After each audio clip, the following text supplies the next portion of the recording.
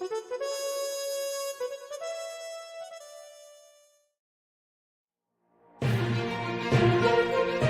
Lewis in the Black Horse Pub.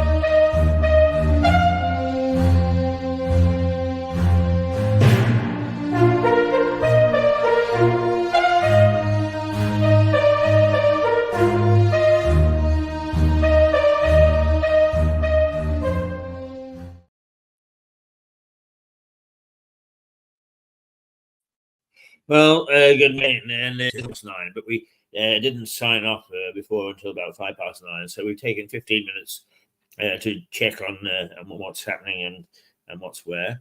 Let me just make sure that we're sending a decent signal to you. Yes, we are. It's from the Black Horse, indeed. Good. We can't fault that. Very good internet they have here. First of all, let's remind you about the social calendar here for February, March. The pub quiz every other.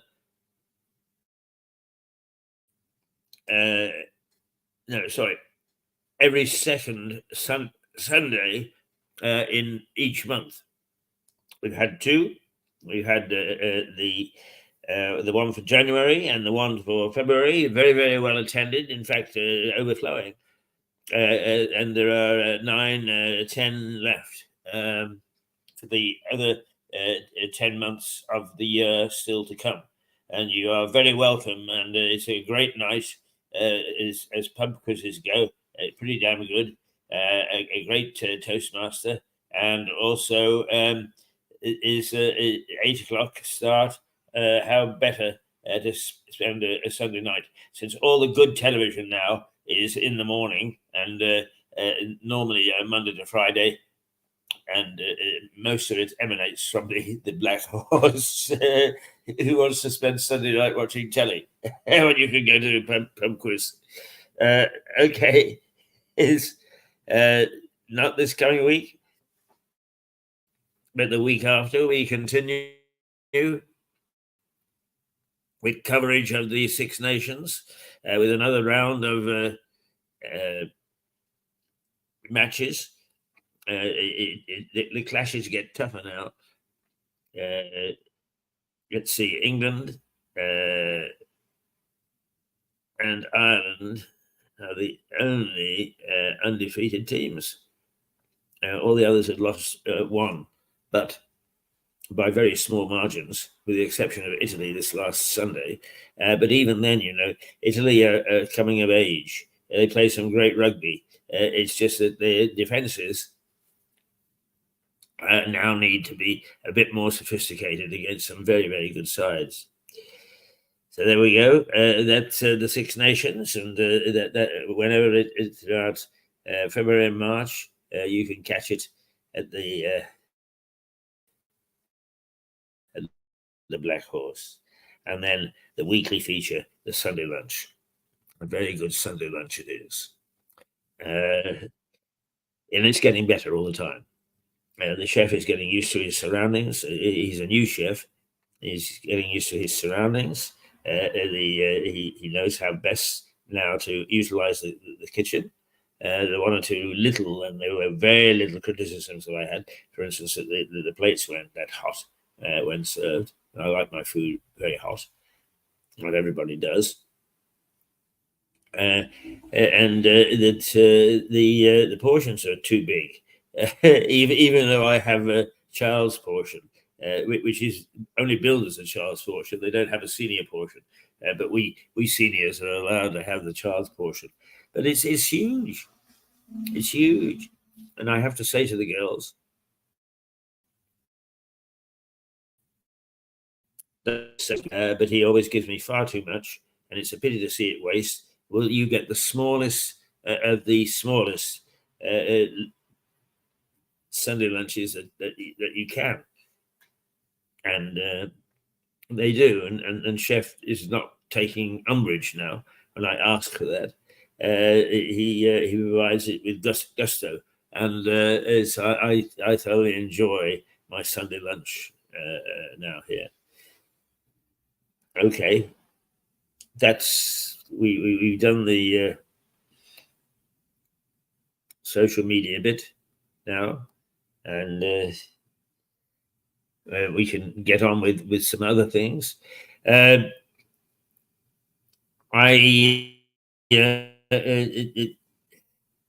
had my phone bill in, and I pay a direct debit, and I deliberately set it based on my chat with the representative, because I go through a company called Ariel to use an O2 account, but O2 bill me directly, so there's a bit of coordination needed there, and I now pay a little bit over the odds, and it is rare that I underpay. But nonetheless, because it is computer oriented, O2 still send out a bill, even if I'm only 2 pence short of paying the proper amount. It's a threat. We're going to actually cut you off unless you've already paid. Well, I take the view that I've already paid, so they cut me off. This is the silly nonsense that businesses indulge in now, and they should know better, and they've got to start to look for customer satisfaction. If they want a high rating for customer satisfaction, then they've got to start to bring back some human beings to look at individual circumstances, and not one solution is good for everything, because it's not. And one of the ridiculous things, which I've pointed out to them and they do nothing about it, is for a few pence, they cut me off. And what they say when they cut me off is, you can actually phone XYZ and sort it out. No, I can't. You just cut me off, you idiots. I can't contact you at all. I can't let you know that I think that you have cut me off in error, because in cutting me off, you stop me communicating with you. And nobody seems to have realized the idiocy of that. Both what an idiotic thing to do, which shows a certain simpleton approach in the administration. So therefore, I start to build up a resentment and a question mark over their how they are managed. But it's endemic to there is a flaw in their system. I think that flaw is that they don't use enough human resources. They're so wedded to the idea that the computers can handle it all. No, they can't. And it's time that you came to that realization and started to adjust for the customer's sake. That utilization of computers. And try phoning. You're a phone company, and it takes you hours to get through. That is, if your phone hasn't been cut off. They're crazy. But here is another company that I've had lots of admiration for in the past, but as it got bigger, it started to go downhill, and it just shows how ridiculous the computers are. It will be very helpful to you if you pay by direct debit. But it is not suitable for me to pay by direct debit, because if I do, sometimes that direct debit will bounce, only because it's a couple of days out from when I actually get my revenue in. That somehow has escaped, or certainly escaped the computer, and it's escaped the people that manage the computers. Once again, no human resources. And then, because I don't pay by direct debit, it makes it difficult for me. I use their app and they want a password. I haven't a clue what a bloody password is. I'm fed up of being asked for passwords. If somebody doesn't click quickly to the computer, the geniuses don't come up with something to substitute for the password, then there's going to be serious problems, because I'm getting more and more and more criticism from people of the password syndrome. And I've spoken to a computer expert, and he says it's just sheer paranoia. Is this multiple level of passwords doesn't achieve anything. So if there's no effort to reform from either of these two companies, I am holding them in contempt of customer. And ultimately, there is going to start to build a flood of such criticism, and that flood will then hit Parliament, and a much more expensive solution will be placed in front of these companies, who could, for a little bit of thought and a little less obsession with computer operated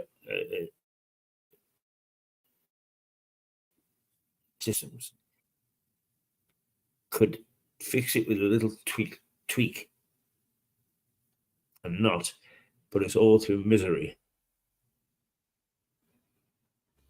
Octopus, not a bad company. I wouldn't recommend not using it, but I do urge Octopus. They can't find me. You know, I've been a customer for what, about 5 years, 6 years. They can't find me, right? Because I've written and I've said, hey, I want to pay my bill, but I can't access you, and I've got a reply back saying, are you a new customer, because we can't find you? And that's the last I've heard. The next thing is that I'll get a threatening letter, and boy, wait for me to get the threatening letter, because then the whole world is, through Mirador, is going to know what idiots these people are. They really got to get their act together and make sure that, yes, the computer is useful. The Triffids are waiting for a weakness in mankind before they launch another attack. And they can see we're busy building to some sort of explosion. And that to phone and complain is press 1, press 2, press 3. You are 56 in the queue. That's comforting. At least other people are phoning to complain. Who have we named so far? World Remit, the company that says it safely and swiftly transfers funds to hundreds and hundreds of countries, and doesn't. And not only that, when it doesn't transmit the thing, its promise to return the funds to your bank isn't fulfilled. So it is a naughty company. It should be stopped trading.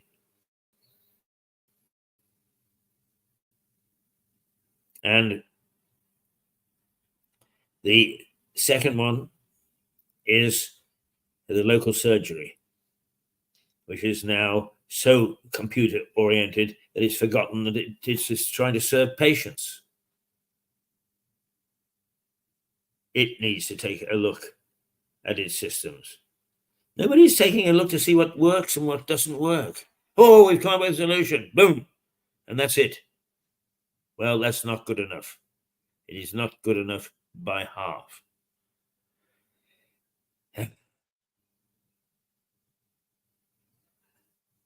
So,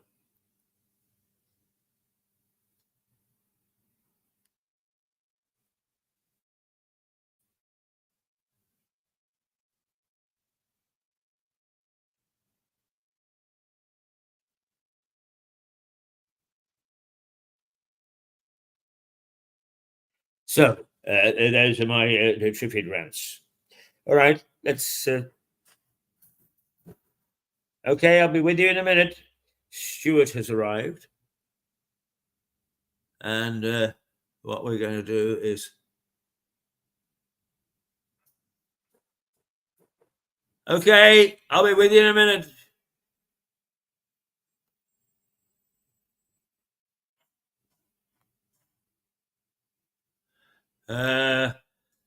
Well, I'm just going to have to abandon you, I think, for a minute, and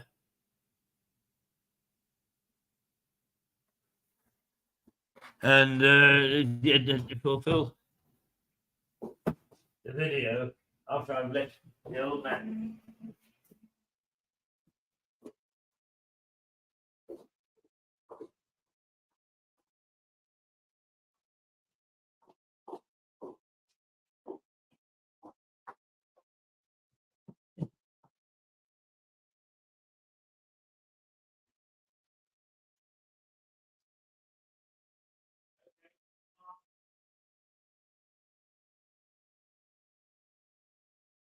Stuart?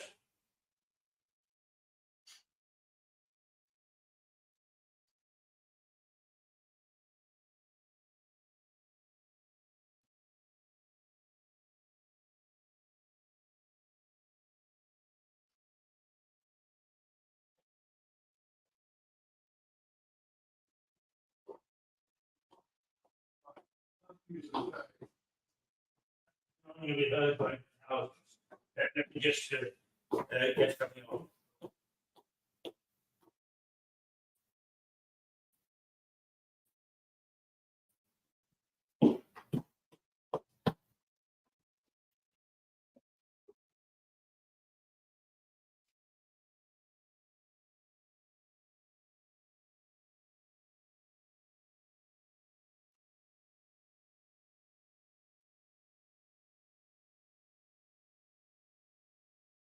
I'm back, by the way.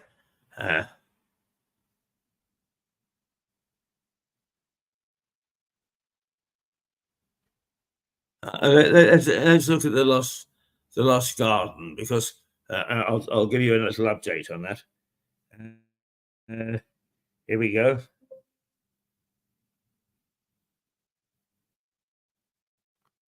Well, it says it doesn't exist. So, all right, we can't do that one.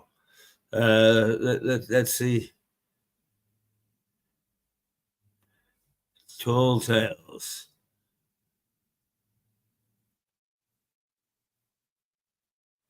Oh, hang on. We might just.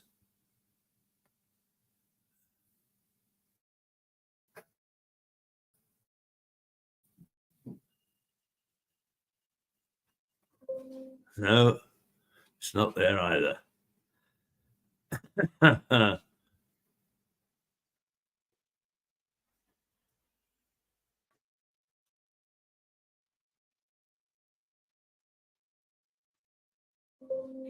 No, it's not. It's not playing ball. We may have to go away for a little while and sort things out. Yes, I'm terribly sorry. I'm going to take a little break, find out what our roving reporter, Stuart, has come up with, and then I'll come back to you in 5 minutes' time or so. Okie dokie. Here we go.